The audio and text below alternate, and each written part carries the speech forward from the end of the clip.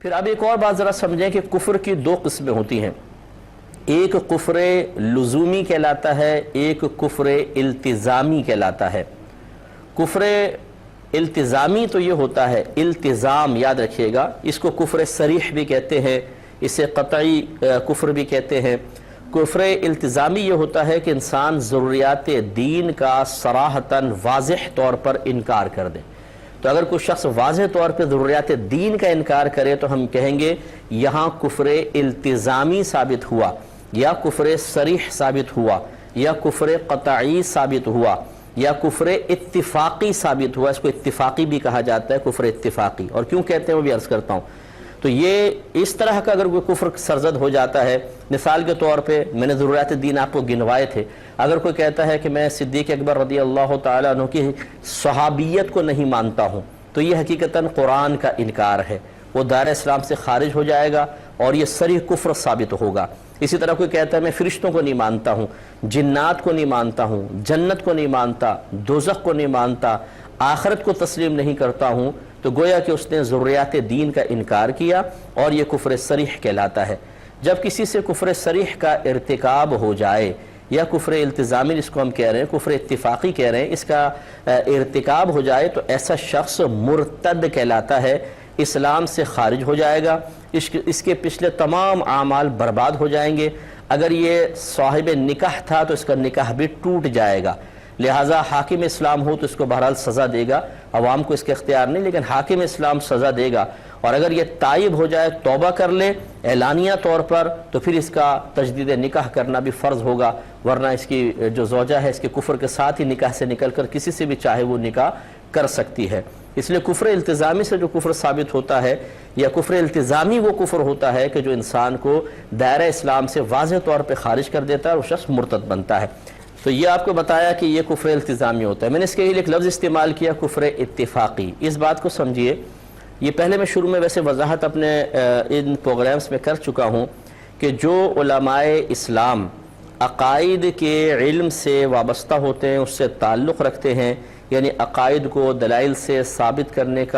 کی جو فیلڈ ہے، اس سے ان کا تعلق ہوتا ہے، ان علماء کو کہتے ہیں علماء متکلمین، اور یہ علم کلام کہلاتا ہے۔ اور بعض علماء اسلام ایسے ہیں جو احکام شرعیہ عملیہ سے شغف رکھتے ہیں، یہ ان کی فیلڈ ہوتی ہے، ان کا شعبہ یہ ہوتا ہے کہ وہ عقائد نہیں بلکہ جو ان کی زندگی سے متعلقہ یا عبادات سے متعلقہ، مسلمانوں کے عام لوگوں سے متعلقہ احکام ہیں، وہ اس میں غور و تفکر کرتے ہیں، اس سے مسائل کا حل نکالتے ہیں۔ انہیں فقہا کہتے ہیں، اور یہ علم فقہ کہلاتا ہے۔ تو یہ یاد رکھیں کہ علماء متکلمین اور فقہا جب کسی کفر پر متفق ہو جائیں تو سمجھیے وہ ہے کفر التزامی، اسی کو کفر صریح بھی کہتے ہیں۔ اسی وجہ سے اس کا نام کفر اتفاقی ہے کہ یہ متفق ہو جاتے ہیں دونوں کہ یہ کفر ہے۔ دوسرے جو کفر کی قسم ہوتی ہے اسے کفر لزومی کہتے ہیں۔ اس کا مطلب یہ ہوتا ہے کہ کوئی شخص ضروریات دین کا صراحتاً انکار تو نہیں کرتا، لیکن وہ ایسی بات کر دیتا ہے کہ اگر اس کے انجام پر غور کیا جائے، یعنی پیچھے چلتے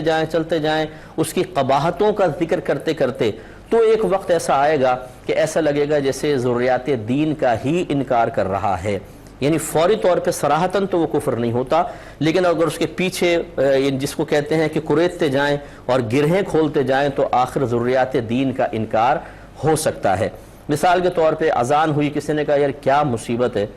اب یہ کیا مصیبت ہے کہنا، یہ اذان کی توہین اور بظاہر تحقیر ہے۔ اور اذان چونکہ اللہ تبارک و تعالیٰ نے اپنے حبیب کریم صلی اللہ علیہ وسلم کے ذریعے ہم تک متعارف فرمائی، لہٰذا اذان سے بیزاریت گویا کہ نبی کریم صلی اللہ علیہ وسلم کے ایک حکم اور شاعر اسلام میں سے ایک علامت سے بیزاریت ہے، اور نبی کریم کے حکم سے بیزاریت یہ نبی کریم صلی اللہ علیہ وسلم سے بیزاریت ہے، اور نبی کریم صلی اللہ علیہ وسلم سے بیزاریت کا اظہار اللہ تعالیٰ سے بیزاریت ہے، لہٰذا اور اللہ سے جو بیزار ہوگا وہ، یا رسول سے جو بیزار ہوگا کافر ہوگا۔ اس طرح معال نتیجہ اس کے نکلتا ہے۔ تو آپ کی خدمت میں گزارش کر رہے تھے کہ کفر کی دوسری قسم کفر لزومی ہوتی ہے۔ اس کا مطلب یہ ہوتا ہے کہ انسان ایسا کہ اس سے کسی ایسے کفر کا ارتکاب ہوتا ہے جو حقیقتاً ابھی اس کے کلمات کو دیکھیں تو کوئی ضروریات دین کا انکار نظر نہیں آتا، لیکن اگر پیچھے ہم کریدتے چلے جائیں اور اس کی قباحتوں پر اور اس کی خرابیوں پہ غور کرتے جائیں تو ایک وقت ایسا آئے گا کہ کسی ضروریات دین میں سے کسی ضرورت کا انکار لازم آ رہا ہوگا۔ تو اس قسم کے انکار میں، اس قسم کے کفر میں علماء اسلام مختلف ہو گئے۔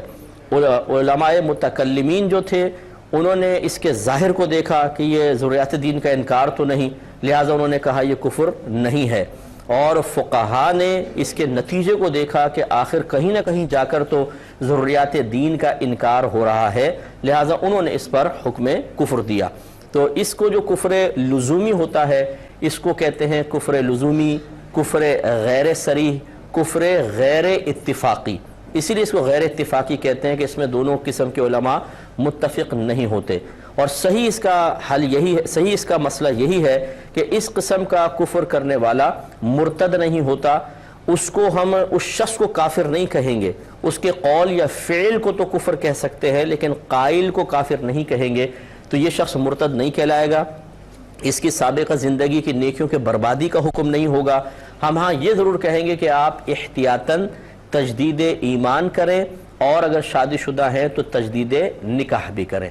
یہ مطلب احتیاطاً اس کو حکم دیں گے۔ تو اس سے یہ معلوم ہوا کہ اگر کوئی شخص کسی کفر کا ارتکاب کرتا ہے، ہمیں محسوس ہوتا ہے کہ اس نے کوئی کفریہ کلمہ کہہ دیا ہے، یا اس کا کوئی عمل ایسا ہے جو کہ کفریہ ہے، جیسے قرآن کو اٹھا کے زمین پر پھینک دینا، یہ عمل ہے، معاذ اللہ اگر کوئی ایسا کر دے، تو ہر شخص یہ فیصلہ نہیں کر سکتا کہ یہاں کفر لزومی ثابت ہو رہا ہے یا کفر التزامی، کیونکہ جب بڑے بڑے علماء اسلام بعض کفر کے اوپر حکم لگانے کے سلسلے میں مختلف ہو گئے، تو پھر عوام الناس کا تو کیا معاملہ ہے؟ عوام الناس کرتی یہ ہے کہ جیسی کوئی چیز دیکھی فوراً حکم کفر دے دیتے ہیں، یہ بالکل جائز نہیں ہے۔ کہاں کفر اتفاقی ہے، کہاں غیر اتفاقی، کہاں صریح ہے، کہاں غیر صریح، کہاں التزامی ہے، کہاں لزومی، اس کا فیصلہ صرف اور صرف مستند مفتیان کرام کر سکتے ہیں، کوئی حافظ نہیں کر سکتا، قاری نہیں کر سکتا، عام عالم جو اس قسم کے مسائل میں شغف نہیں رکھتا وہ تک نہیں بتا سکتا۔ اس کے لیے بڑے ہی مستند اور منجھے ہوئے وہ لوگ چاہیے، ایسے مفتیان کرام چاہیے جو عرصہ دراز سے ان چیزوں کی اونچ نیچ پر غور تفکر کر چکے ہوں، ان کی رائے کا اعتبار ہوگا۔ پھر اگر ان کی رائے میں غلطی واقع ہو بھی گئی تو اجتہادی خطا اللہ تعالیٰ معاف فرمائے گا، لیکن انہی سے معلوم کیا جائے، ہر نتھو پھتو سے یا پپو پان والے سے معلوم کر لیں گے تو پھر انسان غیر کفر کو کفر قرار دے کر اپنی آخرت کی بربادی کا سامان کرے۔ اگر ویڈیو اچھی لگی ہو تو اس کو دوسروں کے ساتھ ضرور شیئر کیجیے، اور ہاں ایسی ویڈیوز کے لیے چینل کو سبسکرائب کرنا مت بھولیں۔